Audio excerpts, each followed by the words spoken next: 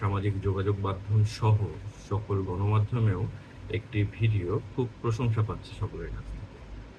সেই ভিডিওটিতে দেখা যাচ্ছে আমাদের রাষ্ট্রের বর্তমানে যিনি প্রধান নির্বাহী হিসেবে বা নির্বাহী বিভাগের যিনি প্রধান, আহ, প্রধানমন্ত্রী পদমর্যাদার যিনি প্রধান উপদেষ্টা, তিনি তার প্রোটোকল থাকা সত্ত্বেও তিনি রাস্তায় রাস্তা বন্ধ না করে জ্যামের মধ্যেই নিয়ম অনুযায়ী সিগন্যাল মেনে তিনি চলাচল করছেন।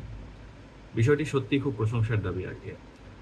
আমি যে কারণে এই বিষয়টি নিয়ে কথা বলতে আসলাম, আসলে সামাজিক যোগাযোগ মাধ্যমে বেশিরভাগ মানুষ এই ভিডিওটি শেয়ার করছে এবং তারা এটার খুব প্রশংসা করছে। এখান থেকে আমাদের রাজনৈতিক দলগুলোর একটি শিক্ষা নেওয়ার জন্য একটি বার্তা আছে। আসলে জনগণ কি চায় এটা আমাদের দেশের রাজনৈতিক দলগুলো এবং তাদের কর্তা ব্যক্তিরা না বুঝতে পারে না।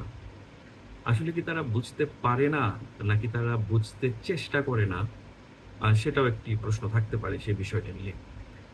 তবে ভবিষ্যতে যারাই বাংলাদেশের রাজনীতিতে আসবে এবং রাজনৈতিক দলের প্রধান হিসেবে বা কর্তা হিসেবে যারাই সরকার প্রধান হবে, যারাই সরকারের দায়িত্বে থাকবে, যারা রাষ্ট্র পরিচালনা করবে, তারা যেন এই বিষয়গুলো লক্ষ্য রাখে যে রাস্তায় আমার জন্য, আমার সিকিউরিটির জন্য আমি জনগণের রাস্তা বন্ধ করে দিয়ে ভিআইপি মুভমেন্টের নামে ঘন্টার পর ঘন্টা মানুষকে রোদে জ্যামে আটকে রাখবো।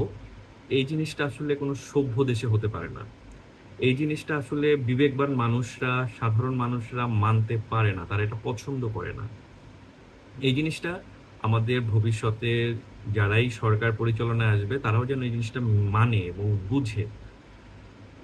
আর আমি একটি জিনিস বুঝি না, আমাদের দেশের রাজনৈতিক দলগুলো, বিশেষ করে যারা নির্বাচনের মাধ্যমে জয়লাভ করে রাষ্ট্র পরিচালনায় আসে, তারা জনগণের আস্থা অর্জন করতে পারে না কেন? তারা জনগণের বিশ্বাস অর্জন করতে পারে না কেন? জনগণ তাদের উপর স্যাটিসফাই হয় না কেন?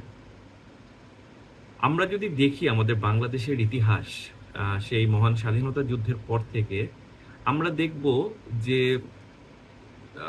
নির্বাচনকালীন যে সরকারগুলো, নির্বাচনের সময় যে সরকার নির্বাচিত হয়ে, যারা মানুষের ভোটে নির্বাচিত হয়ে ক্ষমতায় এসেছে রাষ্ট্র পরিচালনার, যারা রাষ্ট্র পরিচালনার গুরু দায়িত্বটি হাতে নিয়েছে, তাদের চেয়ে মানুষ যেন, যারা অন্তর্বর্তীকালীন সরকার এবং এর আগে যারা কেয়ারটেকার সরকারের দায়িত্ব পালন করছে, তাদের উপর কেন যেন মানুষ বেশি স্যাটিসফাই থাকে।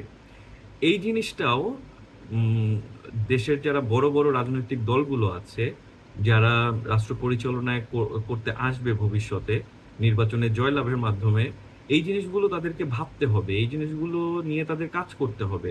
তাদের এই জনগণের স্যাটিসফ্যাকশন অর্জন করার জন্য কাজ করতে হবে। শুধু নিজের মুখে আমি বলবো যে আমার দেশের জনগণ খুব খুশি, খুব ভালো, ব্যাপারটা তা না। জনগণ যেন বলে যে আমরা আসলে এই সরকারের দ্বারা খুব খুশি বা হ্যাপি সরকারের কার্যক্রমে। এই জিনিসটা আমাদের সবাইকে একটু ভবিষ্যতে মাথায় রেখে চলতে হবে।